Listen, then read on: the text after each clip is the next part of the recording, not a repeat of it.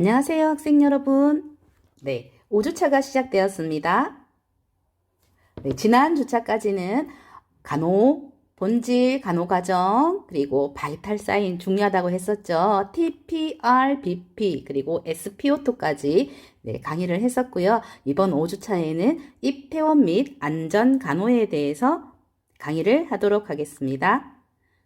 교재와 필기 도구를 준비하세요. 그리고 지금 책상 옆에 물도 갖다 놓으시고요. 물 한 잔 하셔도 되고요. 그리고 기지개도 쭉 펴겠습니다.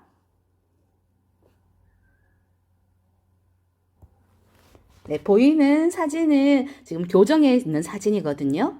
여러분들이 이 수업을 듣는 거는 제가 이 강의 녹화를 하는 2주 후에 이 강의를 듣는데요. 오늘 교정에 나갔더니 이렇게 진달래가 폈어요. 네, 그리고 이렇게 산수화도 폈더라고요. 벌써 봄이 어제는 없었던 게 어제는 살짝 이 망울이 있었는데 오늘 이렇게 활짝 핀 걸 보니 완전 봄이구나 생각했어요.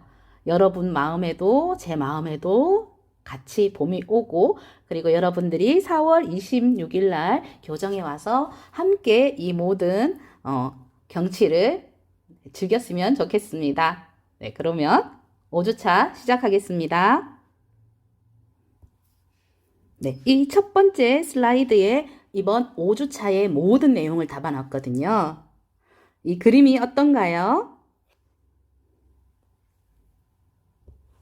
그림을 보시면 여기 간호사가 있고요. 우리 적십자 모양을 쓰고 있는 간호사가 있고 우리 지금 4주차까지 배웠던 바이탈 청진기가 있네요. 그리고 이번 주차에서 해야 되는 게 입퇴원이잖아요. 그래서 입원, 퇴원, 그리고 안전간호예요.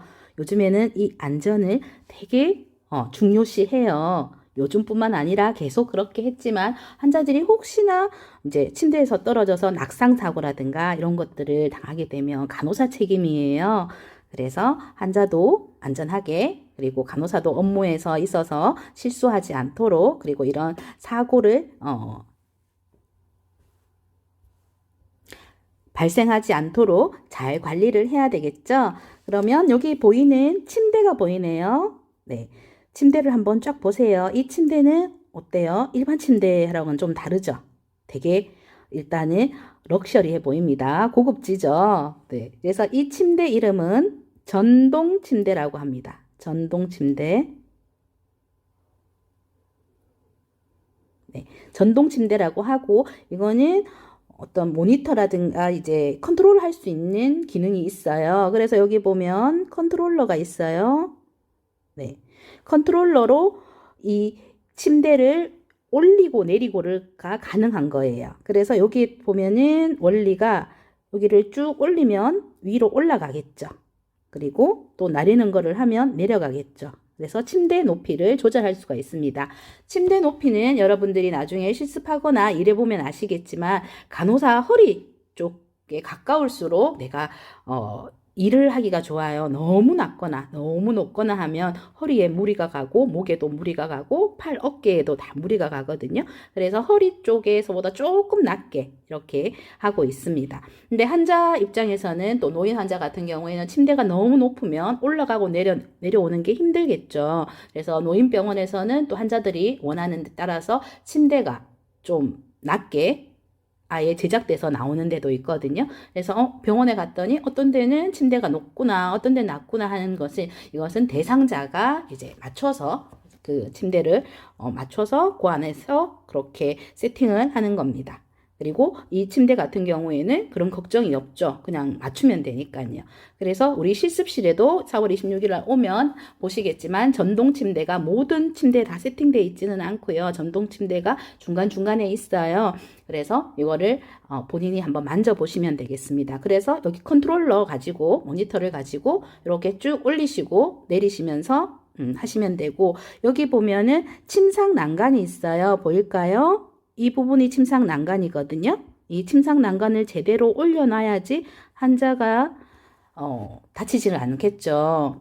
혼돈 상태 환자라든가 너무 어린 아이들이라든가 침대에 내려오다가 많이 낙상사고가 당하니까 이 침상 난간을 올리게 되어 있습니다. 근데 얘는 어디에 컨트롤러가 있냐 하면 여기 보이나요? 빨간색? 네.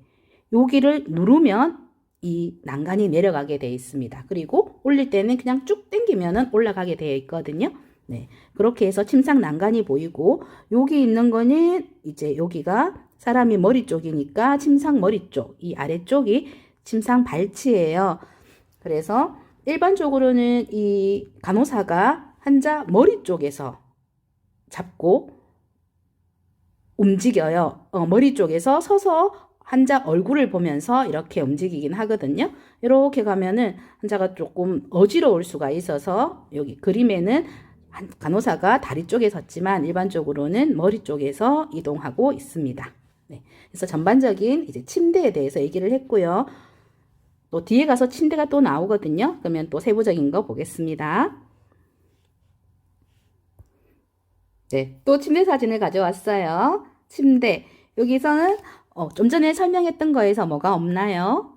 네, 맞습니다. 대답을 잘 해주셨습니다. 네, 맞습니다. 사이드 레일이라고 하는 이 침상 난간이 없네요. 여기는. 네. 그리고 아래쪽에 있는 것이 침대요. 우리가 매트리스라고 하죠. 침대요. 매트리스가 있고요. 그리고 여기 시트 종류 깔려 있는 게 시트가 깔려 있어요. 그래서 뭐 반 시트, 그리고 전체 나는 시트, 그리고 이불, 그리고 여기는 베개. 그래서 우리가 실습 갔을 때 학생 간호사 뭐 베개 가져오세요. 아니면 반 시트 가져오세요. 뭐 고무 시트 가져오세요. 이렇게 하면은 이런 것들을 시트라고 하는구나 해서 거기에 맞는 거를 잘 챙겨가야 되겠죠? 네. 그리고 이 침대용 매트리스를 또 씌우는 이제 매트리스 커버가 요즘에는 이제 고무로 이렇게 해서 한 번에 씌우는 게 있고요. 우리 책에서는 이것을 일일이 이제 뭐 시접 안에 넣어서 하는 이런 부분들도 나오더라고요. 근데 임상에서는 요즘에는 좀 쉽게 이렇게 나오니까 거기에 맞게 이제 이름도 기억하시면 되겠습니다. 다음 슬라이드 보겠습니다. 네. 이 슬라이드에서는 이번 슬라이드랑 다음 슬라이드 두 개는 어떤 설명이냐 하면요. 우리가 전원, 전실, 네, 그 부분이거든요. 전원, 전실 이런 개념을 지금 설명하려고 사진을 갖고 온 건데요. 이동한다는 거예요. 지금 이 사진을 보시면 이 외과 병동이 보이시죠? 외과 병동 왼쪽에, 그리고 오른쪽에 내과 병동이 보입니다. 네. 그래서 이거는 같은 기관 내에서, 한 병원 내에서 외과 병동에서 내과 병동으로 이동하는 것을 의미를 해요. 그래서 이것은 전실이라고 합니다. 전실. 그리고 다음 슬라이드 볼게요. 다음 슬라이드는 어떤 그림이에요? 네. 병원에서 다른 병원으로 옮기는 거예요. 그래서 영주의 뭐 병원에서 서울 쪽에 있는 병원으로 이제 옮겨야 되는 상황이에요. 현재 상태가 안 좋아서. 그러면 어떤 방법이 있냐 하면 첫 번째는 자가용으로 이용할 수 있고요. 자가용. 그리고 두 번째는 이렇게 앰뷸런스를 이용을 할 수 있어요. 이 앰뷸런스는 사설 앰뷸런스예요. 사설 앰뷸런스. 119는 아니에요. 네.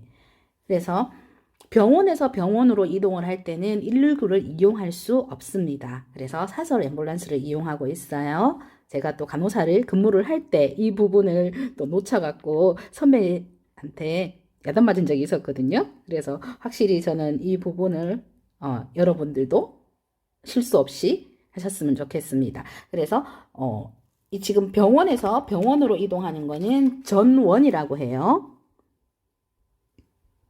전원. 그래서 얘는 트랜스퍼 보낸다. 트랜스퍼라고 얘기를 합니다. 트랜스퍼. 그래서 그런 경우에는 뭐 보호자한테 물어보죠. 어떻게 가실 거예요? 가면 뭐 자가용으로 이용할 거다. 아니면은 병원에서 뭐 알아서 해주세요 하면은 사설 앰뷸런스에 연락을 해서 그렇게 또 비용도 발생하겠죠. 사설이니까 그렇게 그런 안내까지 다 하고 있습니다. 다음 그림은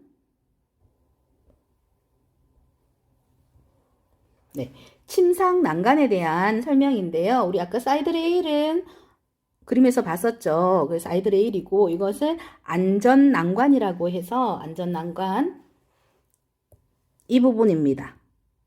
보이시나요? 병원에 가면 이제 벽에 이렇게 되어 있는 거를 보시게 될 거예요. 그래서 환자분들이 여기를 잡고 이동할 수 있도록 안전하게 하는 겁니다. 그래서 이번 5주차에 해당되는 내용인 입퇴원 및 안전간호에 대한 일반적인 사진들을 일단은 봤어요. 그래서 여러분들이 이런 사진, 그림을 머릿속으로 이렇게 연상하면서 교재로 보시면 좀 더 도움이 될 것 같아서 여러 가지 사진을 갖고 와봤습니다. 그러면 이번 5주차 입퇴원 및 안전간호에 대한 학습 목표 볼게요. 학습 목표입니다. 그래서 1번 병원 환경, 그리고 2번 퇴원 간호, 전동 간호를 설명할 수 있다. 그래서 전동 간호는 좀 전에 얘기했던 전실하고 전원시키는 거, 그거에 대한 설명이고요. 그리고 안전에 영향을 미치는 요인을 설명할 수 있다 해서 사이드레일 얘기했었죠. 그러면서 뭐 낙상 사고라든가 뭐 그런 부분에 대한 이제 설명을 하겠습니다. 교재는 348페이지부터 372페이지, 425페이지부터 457페이지 준비를 해주시면 되겠습니다. 348페이지 준비해 주세요. 주요 용어부터 보겠습니다. 네, 교차 감염, 크로스 컨타미네이션이라고 하는 교차 감염, 그리고 낙상, 앞에서 제가 사이드레일, 침상 난간 얘기하면서 계속 얘기했던 낙상에 대한 겁니다. 폴, 네, 낙상, 폴, 병원에서는 폴다운 이렇게 얘기를 합니다. 그래서 폴, 그리고 욕창, 프레스 얼서, 데크로비터스 얼서. 그래서 욕창은 프레셔가 가해진다, 압력이 가해진다고 해서 압력이 가해지는 얼사, 또는 데큐비터스 얼사라고 해서 뭐 환자가 침대에 누워 있는 이런 거거든요. 근데 이것을 총칭해서 병리적으로 얘기할 때는 데큐비터스 얼사를 욕창이라고 얘기를 합니다. 그리고 2번은 어드미션, 그리고 전원. 같은 병원 안에서 내과에서 외과로 이렇게 과를 이동시키는 것은 전실, 그리고 병원에서 병원으로 옮기는 것은 전원, 트랜스퍼라고 했죠. 트랜스퍼, 그래서 전원. 뭐 침상 난간, 사이드 레일즈, 침상 만들기, 베드 메이킹 해서 뭐 시트 교환하는 거, 이런 것들 교환해서 침상을 만드는데, 침상은 뭐 등 침상, 이렇게 환자가 들어있다고 해서 등 침상, 그리고 빈 침상 이렇게 얘기를 하는데요. 우리 교재에는 등 침상을 사용 중 침상이라는 단어를 사용을 하더라고요. 그래서 그거는 병원마다 조금 쓰는 용어들이 다를 수 있습니다. 그래서 이런 침상을 만드는 것, 그리고 통증, 페인, 그리고 퇴원, 디스차지. 2번은 어드미션, 퇴원은 디스차지. 이렇게 해서 주요 용어들은 봤고요.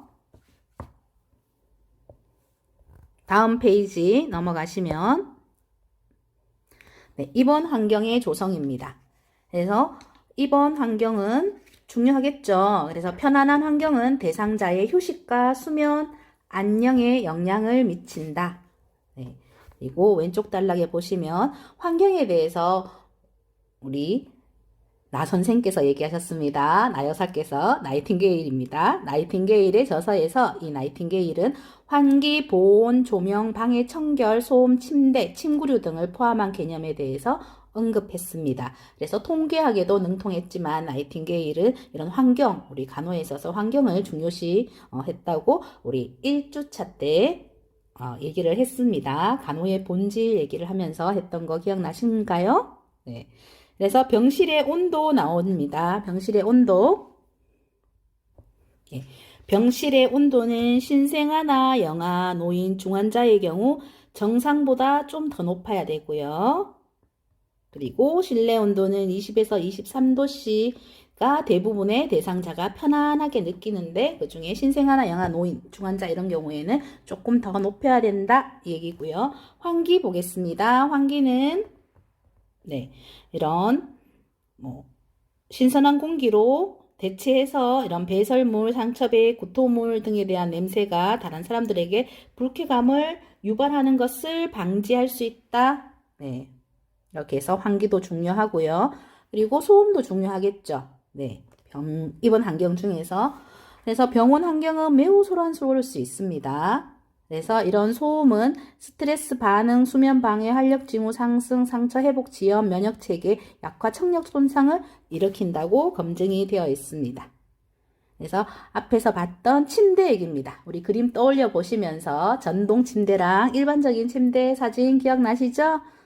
그래서 침대를 보시면 이 흔히 쓰이는 침대는 우리 다음 페이지에서 보게 될 거고요. 장기 요양병원에서 제가 침대 전동으로 올리고 내리는 거 했죠. 그러면서 노인병원에서는 좀 낮은 침대를 선호한다고 했었습니다. 그 부분이에요. 그래서 대상자의 활동을 촉진하기 위해 침대를 낮게 유지한다.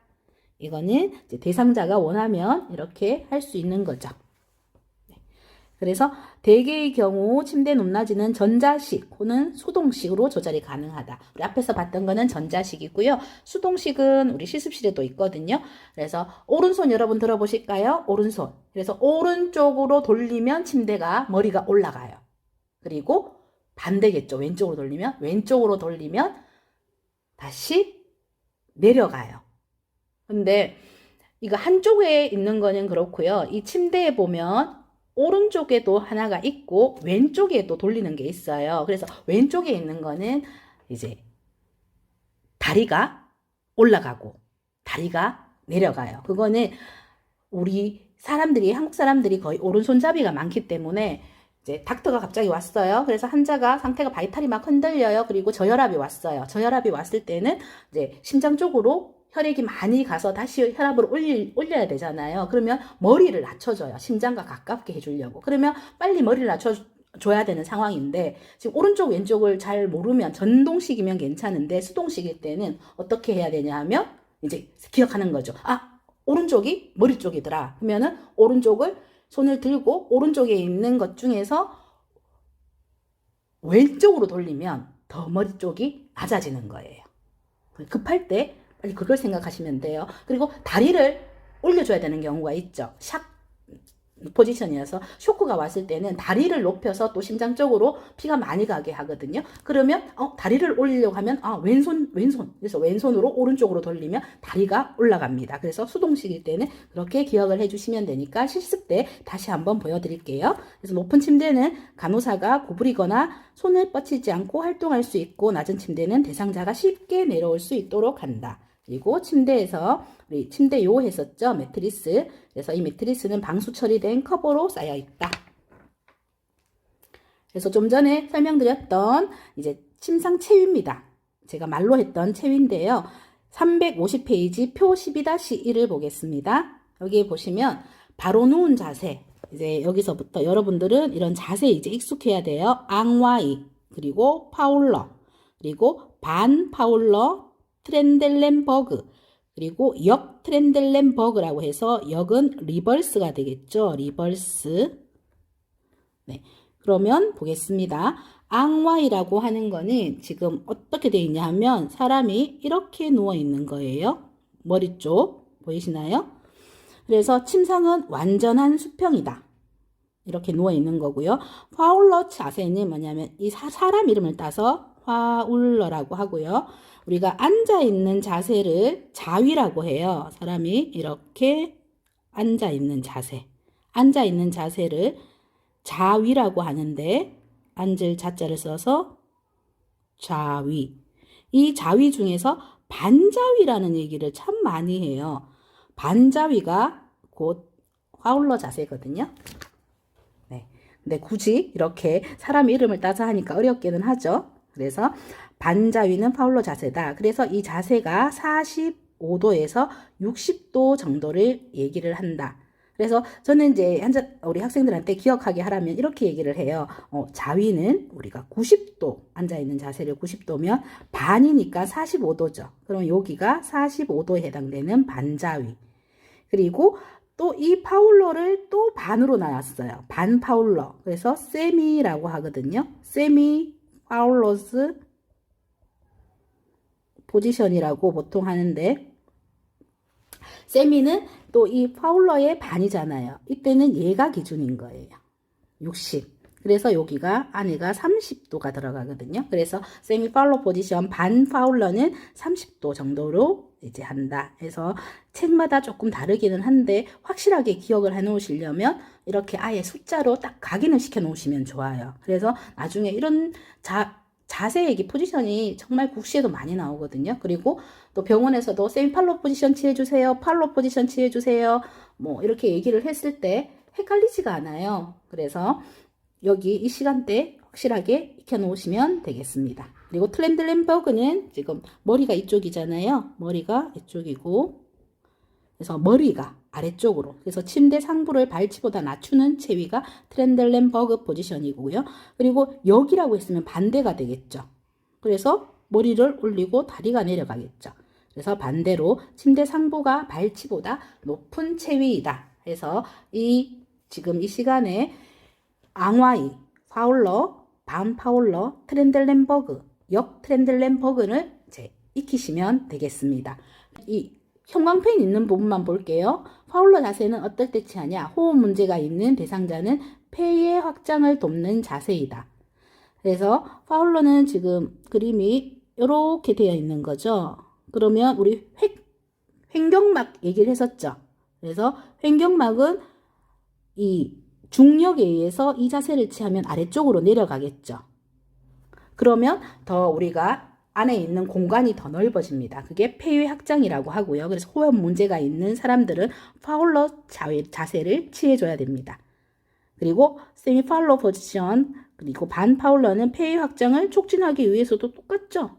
어쨌거나 중력에 의해서 내려가니까요. 그래서 여기서는 이 부분, 우리가 TPR, BP 중에서 R에 해당되는 그 부분, 호흡에 해당되는 부분이 있어서 이 부분을 강조해서 넣었습니다. 그래서 파울러, 반 파울러 자세를 기억해 주시고, 그리고 트렌들렌버그는 머리가 아래쪽으로 가는 거죠. 그래서 여기는 정맥 기환을 촉진하기 위함이다. 그래서 어떻다 했죠? 혈압이 너무 낮은 저혈압 있는 환자가 있어요. 그러면 빨리 해줘야 되겠죠. 저혈압이나 아니면은 지금 쇼크 자세일 경우에는 머리 쪽으로 빨리 피가 가야 되기 때문에 심장하고 가깝게, 그래서 머리 쪽으로 피가 많이 가려면 이렇게 아래쪽으로, 머리가 아래쪽으로 해서 정맥 기환을 촉진하기 위함이다 하는 자세가 트렌들렌버그 포지션. 그리고 폐 기저부의 체위 배액을 위해서 이용된다. 이 얘기는 체위 배액이라고 하는 거는 좀 어려운 단어인데요.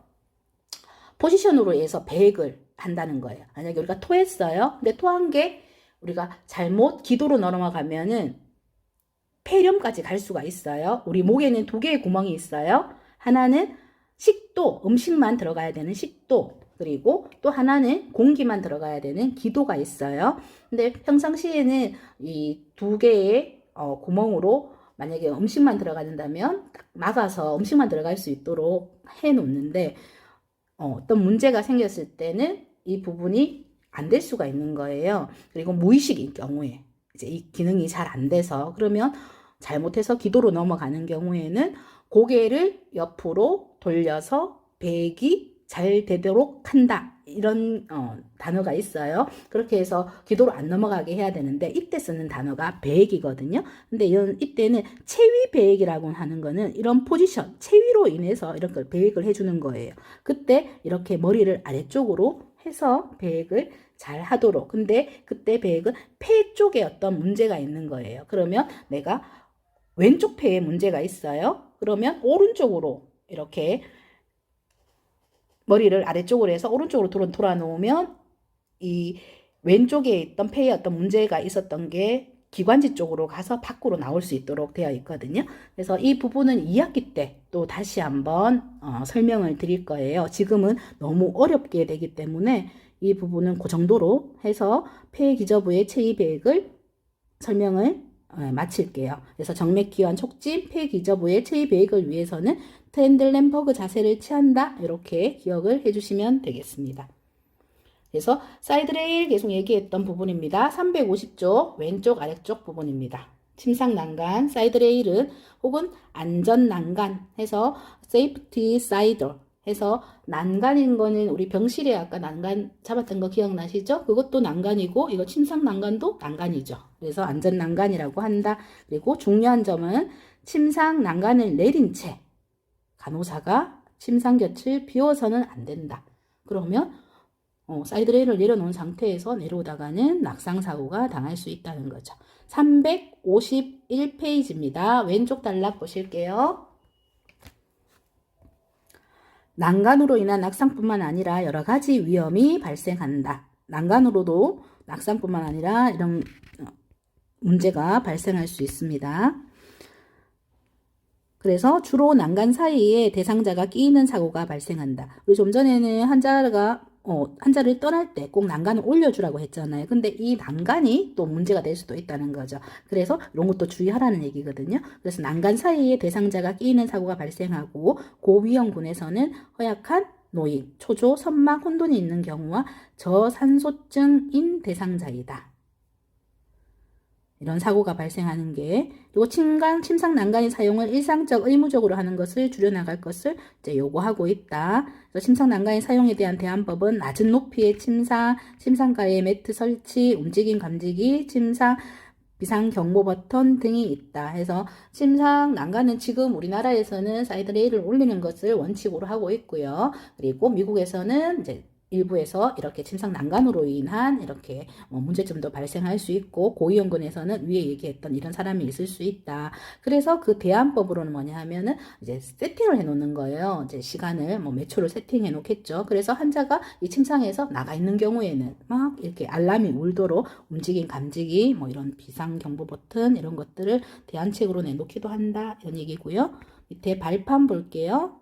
발판은 특별한 거 없고 침상 크레드 해서 친구가 환자의 몸에 닿지 않도록 유지하기 위해서 이제 고안된 기구고요. 다음 151페이지 오른쪽 단락에 여기 크레드, 침상 크레드. 그래서 화상을 입었어요. 환자가 화상을 입었으면 그 피부에서 이제 배액이 되겠죠. 이렇게 리키지가 됩니다. 진물이라든가 이런 것들이 나오면서 침료 이렇게 이불에 닿으면은 감염이 된다든가 상처가 잘 치유가 안 되겠죠. 그래서 아예 띄워 놓는 거예요.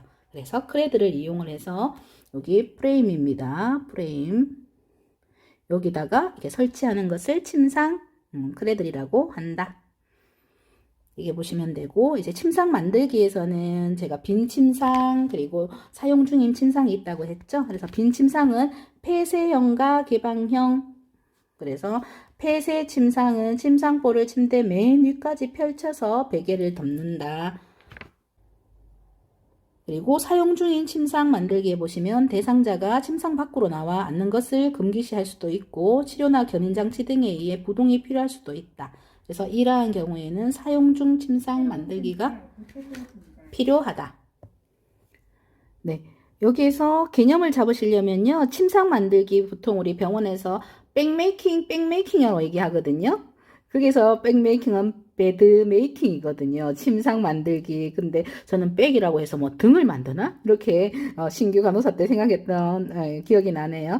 그래서 침상 만들기에서는 사용 중 침상과 이제 입원하는 침상이 있었잖아요. 여기 앞에 보면 빈 침상. 그래서 빈 침상은 입원하고 퇴원하고 난 뒤에 원래대로 깨끗하게 해놓는 상태. 그래서 침상볼을 머리 위까지 그냥 덮어서 있는 그런 것을 빈 침상이라고 하고 사용 중인 침상은 이제 환자 안에 있는 거죠. 그 중에 그러니까 크레드를 이용하는 경우에는 화상 환자라든가 치료 견인 이런 장치가 이제 필요한 환자들은 이렇게 사용 중 침상을 만들기도 한다 해서 빈 침상 그리고 사용 중 침상 만들기 이렇게 기억하시면 되고 이번 침상 만들기에서 지침은 오염된 혼이불 같은 경우에는 의복에 닿지 않게 멀리 잡는다.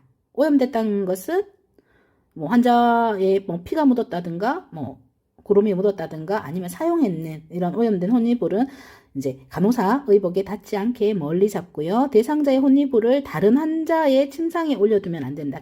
뭐 사인실 이런 데가 있죠. 그러면 옆에가 이제 아까 얘기했던 이제 입원 침상, 빈 침상인 같은 경우가 있잖아요. 빈 침상인데 거기 위에 사용했던 걸 올려두어서는 안 되고 오염된 혼이불은 이동 세탁물 주머니에 바로 넣는다 해서 뭐 햄퍼라고 얘기를 하거든요. 세탁물 주머니에다가 오염된 거는 바로 넣고 오염된 린넨은 공중에서 털지 않는다. 당연한 얘기겠지만 이렇게 하는 경우가 있기 때문에 이런 신무지침을 만들었겠죠. 그래서 이런 신무지침은 잘 지켜주시고 2번 과정입니다.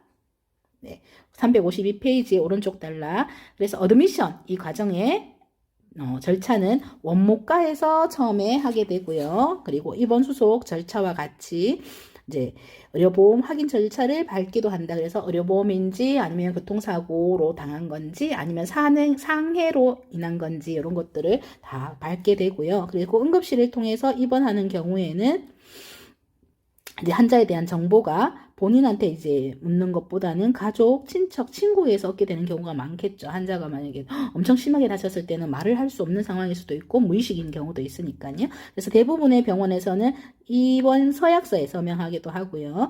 입원 서약서 서명하도록 하고 입원 서약서는 입원 기간 중에 필요하다고 판단되는 진단, 치료, 간호를 실시할 수 있는 권한을 의료인에게 주도록 한다 해서 그냥 쉽게 얘기하면은 병원에서 하는 규정을 잘 따르겠다 이런 얘기거든요. 환자 중에서 잘 규칙을 안 따르는 환자들도 많겠죠. 그래서 우리가 진상 환자라고 우리 안에서는 그렇게 부르기는 하는데요. 그런 부분들을 이런 입원 서약서를 통해서 이제 한 번 더 다짐하게 하는 이런 부분이고요. 법적으로도 보호도 되는 거고요. 네, 이 부분을 설명하다 보니까 임상이 있었던 기억이 나는데요. 한 환자가 그랬어요. 환자가 이 병원에서 주사를 잘못 맞아서 자기가 절름발이가 됐대요. 오른쪽을 절고 계셨거든요. 근데 나중에 보니까 이번 환자 사정했던 부분에서 그 부분이 있었던 거예요. 뭐 다리를 절고 있는 모습이 보이며 뭐 입원함 이런 부분이 있었거든요. 그래서 원래 이 사람은 병원에 와서 주사를 잘못 맞아서 다리를 저는 게 아니었던 거예요. 그래서 이런 간호사를 보호하기 위해서 아니면 병원을 보호하기 위해서도 이런 기록들 그리고 이런 서약서를 잘 받아 놓으셔야 되겠죠. 네. 계속해서 하겠습니다. 입원실 준비. 그래서 원무과에서 입원 대상자의 병실 진단명을 연락받고 이제 입원실에서는 준비를 하겠죠. 입원실을 준비하고 그리고 응급실에서 바로 수술실로 갔다가 수술한 후에 회복실을 거쳐서 병실로 입원하는 경우가 있다. 이 얘기는 뭐냐 하면은 이렇게 차근차근 처음부터 이제 환자가 외래 통해서 입원하는 경우가 있고 응급일 때는 이제 수술을 하고 응급실에서 바로 수술실로 들어가서 수술을 하고 회복실로 갔다가 병실로 오는 경우가 있고 그래서 입원하는 경우에는 이런 케이스가 다를 수가 있다는 거고요. 그래서 여기 박스 12-1 353페이지 왼쪽에 있는 이제 입원 간호 흐름도를 보시면 한눈에 이제 보이게 되어 있습니다. 그래서 처음에 이제 입원 준비를 하는 거예요. 그래서 침상 준비 우리가 했었잖아요. 빈 침상. 그래서 침상 준비를 하고 각종 이름표, 팔찌, 차트 준비, 입원 생활 안내문 이런 것들을 준비합니다. 그래서 환자가 바뀌면 안 되겠죠. 그래서 환자 대상자 꼭 확인하거든요. 우리가 5라이트 중에서 대상자 확인하는 게 있어요. 개방형으로 묻죠. 환자 성함이 어떻게 되십니까? 그리고 팔찌 확인하는 이런 부분들. 그래서 이런 것들을 다 이때 입원 준비할 때 준비를 다 마무리를 하는 거거든요. 그리고 환자 도착했어요. 그럼 병실 안내, 입원 생활 안내, 키 몸무게 그리고 바이탈 사인, 이때 이제 우리가 배웠던 바이탈 사인이 여기에 들어갑니다. 그리고 기록 및 교육에서 간호 기록 우리가 1주차 때 다 배웠었죠. 2주차 때 간호의 기록 이때 이제 간호 기록이 들어가기 때문에 우리가 2주차 때 이런 부분들을 이제 초창기에 배우는 거예요. 그래서 간호 기록, 간호 정보 조사 그리고 교육을 하겠죠. 그리고 지금 먹고 있는 약 이런 것들을 물어봐야 되겠죠. 복용하는 약 그리고 그래서 먹고 있는 약과 지금 병원에서 또 처방하는 약이 겹치면 안 되니까요. 그래서 이런 것들 다 확인을 하고 원내약 등록하고 그리고 밖에서 먹던 약들은 약제팀에게 이제 의뢰를 해서 이쪽 병원에서 다 컨트롤할 수 있도록 그렇게 하고 있습니다. 그리고 오자마자 이제 식사를 하게 돼 있죠. 그래서 점심시간에 보통 뭐 12시부터 점심시간을 먹는다 하는데 11시에 입원하는 경우도 있겠죠. 그러면 이 밥이 누락되는 경우가 있어요. 그러면 이것 때문에 환자 보호자들이랑 엄청 간호사랑 사이가 그럴 수 있거든요. 그래서 이런 부분들을 잘 챙겨야 돼요. 식사 입력, 그래서 의사 처방 확인, 식사 발행 마감 전에 식사를 꼭 입력해야 되고, 혹시나 처방이 늦게 나거나 이러면은 이제 의사가 먼저 환자는 보기는 하겠잖아요. 그때 먼저 물어보는 거예요. 법알로 물어봐서 일단 영양사에게 영양실에다가 먼저 얘기해놓고 나중에 오다가 나면은 그때 입력을 할 수도 있거든요. 그래서 유도로 있게 그렇게 원래 원칙은 바로 처방대로 입력하는 게 제일 좋겠지만 시간이 엄청 타이트하게 짜여 있을 경우에는 그렇게도 할 수 있습니다. 그리고 검사는 피검사 랩이라고 하죠. 랩 검사 나가고 엑스레이, 네, 그리고 검사를 시행합니다. 처방 시행은 이제 검사, 투약, IV 등을 이제 시행하는 걸로 해서 입원을 하게 되면 이런 방향으로 가는 거기 때문에 간호사가 일단 이런 간호 흐름도를 알아야지 내가 지금 이 순간에 어떤 일을 해야 되는지가 머릿속에 그려지겠죠. 그리고 환자한테도 잘 설명할 수가 있겠습니다. 그리고 병원에 대상자가 도착을 하면 대상자가 병동에 도착 담당 간호사임을 알리고 이제 입원 가능 상황 안내문, 여기서 지금 계속 나오는 부분들이 이 표 박스 12-1에 나오는 부분들을 설명한 거거든요. 그래서 입원 생활 안내문에서 이런 부분들 다 화장실, 욕실, 병동 구조, 식사 시간, 면회 시간, 의사, 회진 시간, 금연, 응급실 호출, 사고 예방, 고충 처리 방법 이런 것들을 다 안내문에다가 하고요. 뭐 낙상, 그리고 욕창, 통증에 대한 이제 사정을 하겠죠.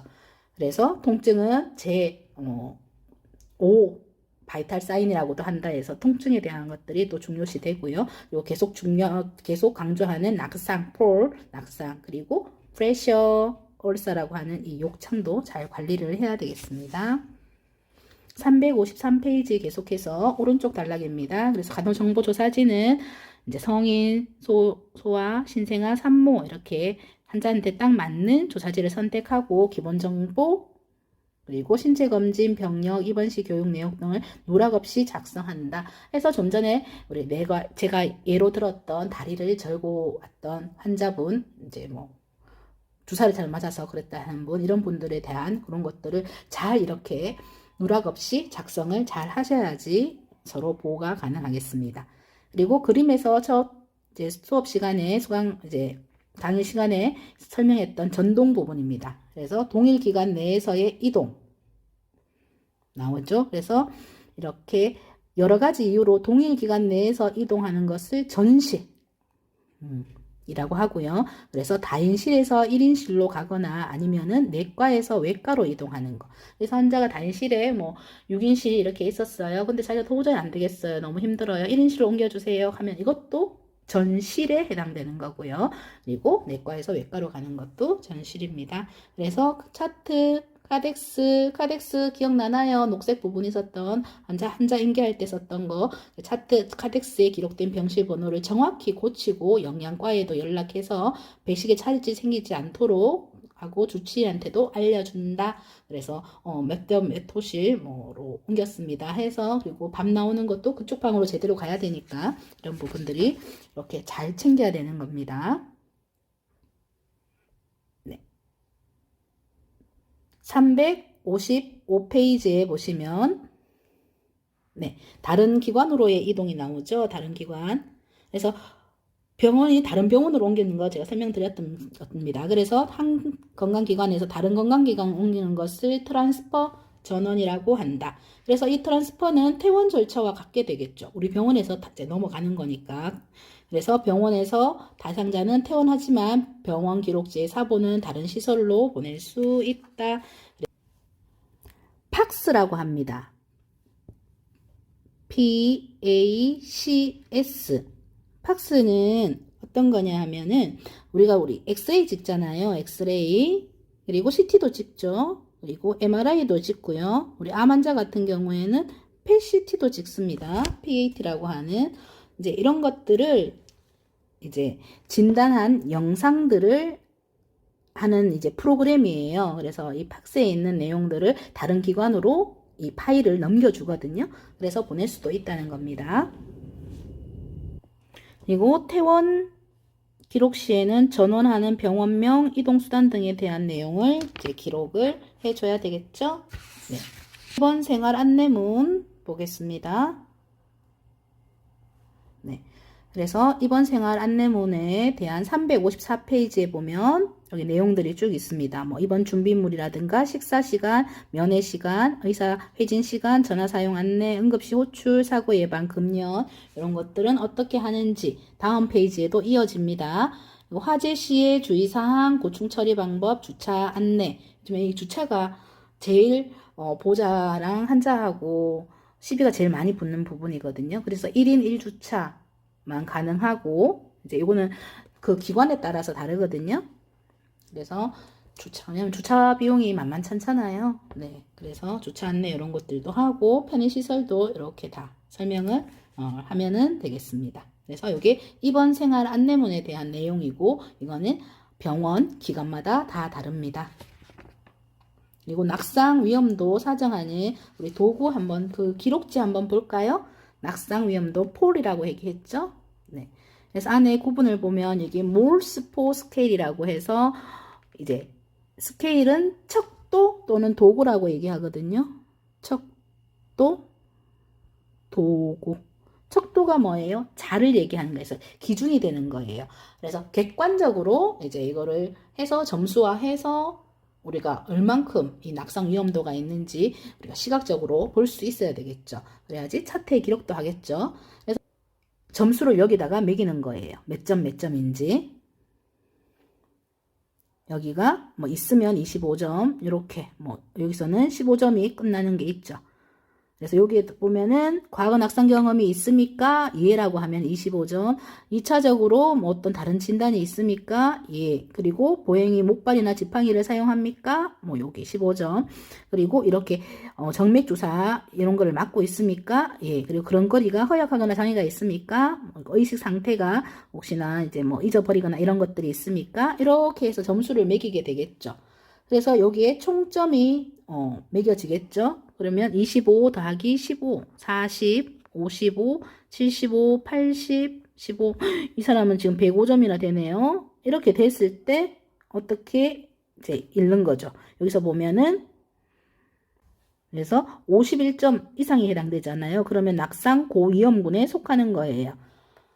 그렇게 했을 때 예방간호는 이렇게 하는 겁니다. 사이드 레일을 올리고 침대 바퀴를 고정하고 그리고 환자 및 보호자에게 낙상 예방활동 교육 24시간 보호자 옆에 있도록 교육하고 잠자기 전 화장실 다녀오도록 하고 인수인계 및 낙상 위험군 정보를 공유하고 낙상 예방 스티커를 부착하고 시설 환경을 점검하고 바닥 액체가 떨어지면 즉시 닦는다. 이렇게 해서 병원에서는 물기가 있으면 안 되거든요. 그럼 목발 짚거나 이런 환자들이 하다가 미끄러지거나 이것도 낙상이잖아요. 그래서 항상 바로바로 닦아야 돼요.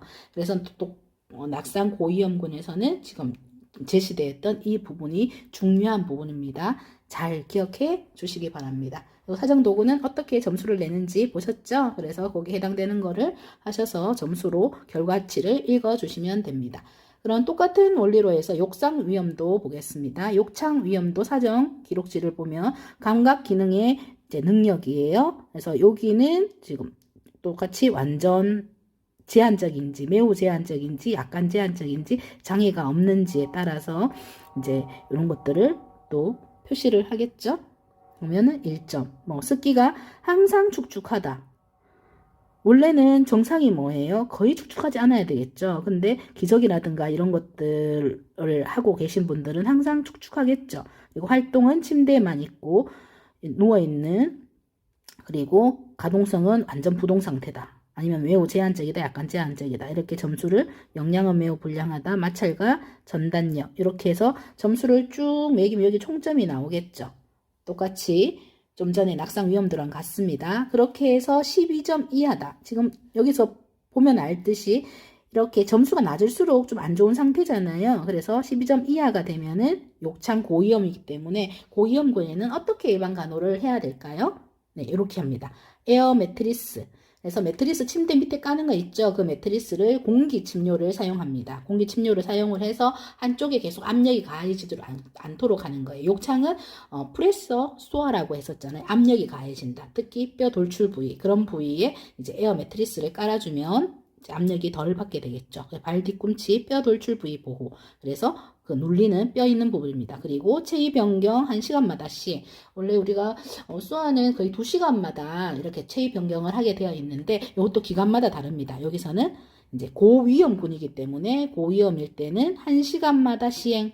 네, 그리고 습기, 영양, 마찰력 및 응집력 관리를 잘 해야 돼서 환자가 이렇게 누워 있을 때 시트 교환할 때 그냥 시트를 확 당겨버리면 그 약해진 피부가 더 까질 수 있잖아요. 그게 이제 반대쪽으로 가는 그게 뭐 응집력 이렇게 얘기하거든요. 그리고 마찰력. 그래서 그런 부분들을 잘 관리를 해줘야 됩니다. 도구에 대한 거 또 하나 더 볼게요. 이제 통증입니다. 358페이지 통증 사정 기록지에 통증 사정도 이렇게 점수화해서 서명하고 점수화해서 서명하고 점수화해서 서명해서 이렇게 해서 계속 기록을 하는 거고요. 그리고 도구는 여기 숫자 통증 척도라고 해서 NRS라고 합니다. NRS. 그래서 NRS로 몇 점인지 이렇게 간호기록에 작성하거든요. 그러면 여기가 이렇게 있어요. 0점부터 10점까지. 그래서 전혀 안 아픈 것이 0. 머릿속으로 상상해서 최고 아플 수 있는 상태가 10이라면 지금은 얼마입니까? 해서 환자가, 이게 통증은 매우 주관적인 거잖아요. 그래서 이 통증은 환자한테 물어서 환자가 표현하게 해야 돼요. 간호사가 보고 하는 게 아니고. 그래서 신규 간호사들이 조금 실수하는 부분이 뭐냐 하면요. 이 통증 사정할 때거든요. 그래서 어떤 경우가 있었냐 하면 임상에서 이제 처방이 났어요. 통증이 있을 때 몇 종류 중에서 뭐 타라신이라든가 뭐 트리돌 뭐 이런 것들을 주라고 처방이 났는데 이 신규 간호사가 올 때마다 항상 이때는 안 주는 거예요. 약을.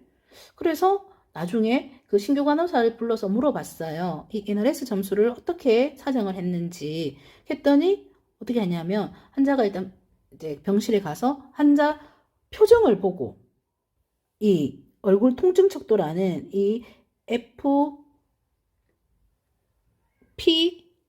스케일, PR 스케일에 여기 얼굴과 비슷한 거에다가 이제 얼굴 쳐다보고 아무 이제 무표정으로 있는 거죠. 아니면은 뭐 그냥 이런 표정이 있는 거죠. 그래서 이 표정을 보고는 약을 안 줬던 거예요.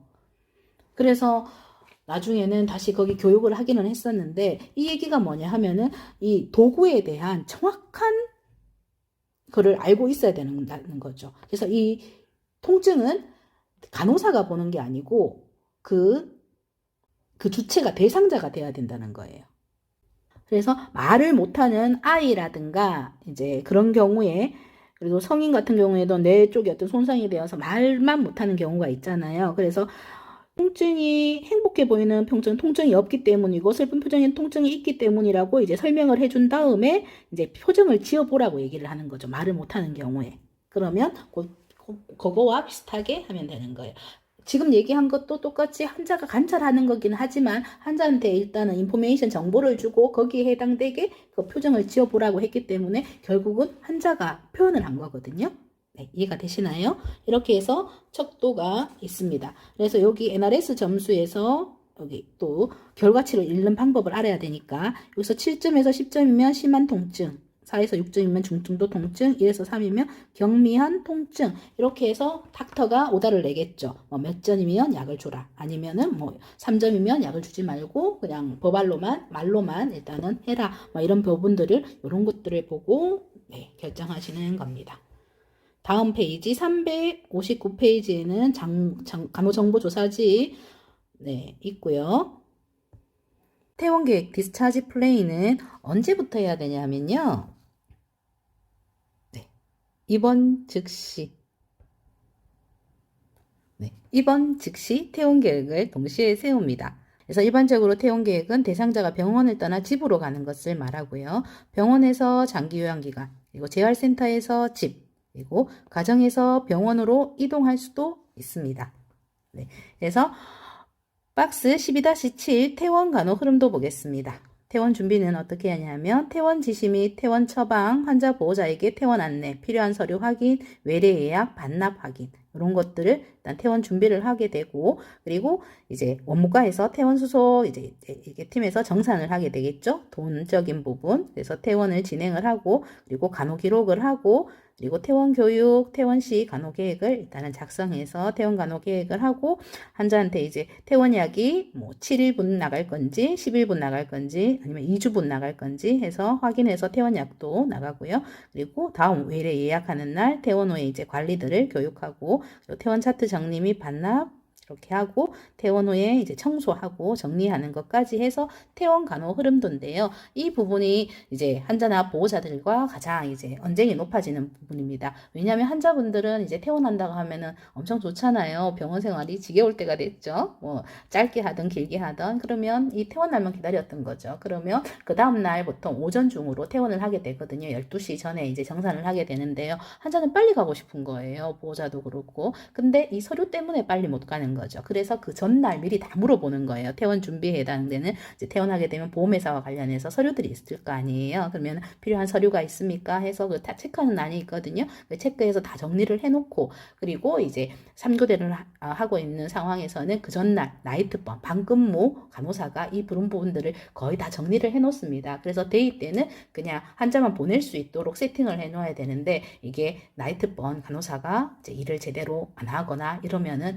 아침에 너무 바쁜 거죠. 왜냐하면 그 당일날에는 데이 근무하는 오전에 근무하는 사람들은 퇴원 환자도 정리를 해야 되고 또 입원 환자도 또 받아야 되고 그리고 그 사이에 또 환자 이벤트도 발생할 수가 있겠죠. 그래서 이런 퇴원 준비는 그 전날부터 해서 쭉 해오고 있거든요. 그래서 인수인계할 때도 이런 부분들을 잘 인계하고 있습니다. 그래서 퇴원, 입원 이런 부분들에서 환자, 이제 보호자 그리고 서로 이제 동료 간에도 문제가 발생할 수 있기 때문에 일에 우선순위를 두고 잘 하시면 되겠고요. 이 지금 박스 12-7에서는 퇴원 일반적인 흐름도를 얘기한 거니까 이런 흐름도를 간호사 머릿속에는 있어야 되겠죠. 네, 그래서 잘 챙기고 잘 정리해서 퇴원을 시키면 되겠습니다. 네, 요약하겠습니다. 그래서 간호사는 대상자에게 긍정적이고 안전한 환경을 제공해야 되고요.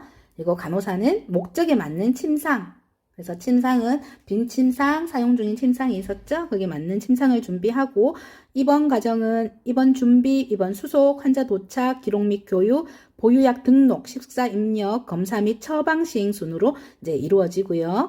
그리고 간호사는 대상자 입원 시에 낙상, 욕창, 통증에 대한 위험도 사정해서 도구를 보셨죠. 스케일, 척도 그것을 사정해서 입원 간호 기록을 작성하고 입원 환자 초기 사정을 위한 간호정보조사지를 작성합니다. 그래서 입원 초에 사정할 때 이런 간호정보조사지 당연히 중요하겠죠. 그래서 얘기했던 그리고 다리를 전다고 그 주사를 맞고 부작용으로 그렇다고 이렇게 우겼던 환자한테도 제시할 수 있는 이거 근거가 될 수 있는 이런 간호정보조사지를 잘 작성해야 되고 대상자 전실 시 그래서 전실은 병원 내에서도 이용하는 것도 있고 병원과 병원에 이동하는 트랜스퍼 전원이 있었잖아요. 그런 때 간호사는 간호의 연속성이 지속될 수 있도록 입원 후부터 현재까지 상황, 주요 검사 결과, 약물 및 처치, 특이사항 대해서 이런 것들을 잘 인계하고 전달을 해야 되겠죠. 그리고 대상자의 퇴원 시 퇴원 계획에 대상자와 가족을 포함시키면서 그래서 퇴원 계획은 환자만 포함되는 게 아니고 그 가족까지도 같이 포함시켜서 교육을 해야 되거든요. 그래서 퇴원 간호 계획을 작성하고 퇴원약, 퇴원 교육, 퇴원 기록, 퇴원 수속 등을 확인하고 시행을 하는 겁니다. 네, 이렇게 해서 1차 시는 마무리 짓도록 하겠습니다. 네, 조금 후에 만나요.